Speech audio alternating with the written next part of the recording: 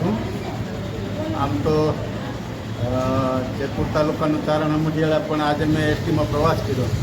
વડિયાના બસ સ્ટેન્ડમાં જોઈને ઘડીક તો અંદર એન્ટર થયો તો મને ખુશી થઈ હતી કે વાહ વાહ ચોખાઈ. પણ અંદર ગયા પછી ખબર પડી કે અહીંયા પેસેન્જરોને બેસવા માટેની જગ્યા નથી, આ તો ઢોર ઢાંકર માટેની જગ્યા છે. આ તમે ચારે બાજુ જુઓ, આ બાજુ જુઓ, રાજુભાઈ આ બાજુ વિડીયો જરાક કરજો, આ બાજુના ઢોર જુઓ, આ બાજુ કોદડા જુઓ, આ બાજુ ગંદકી જુઓ. તો એક તો આ ચોમાસું, એમાં ગંદકી, માણસ બીમાર નહીં પડે તો શું થશે?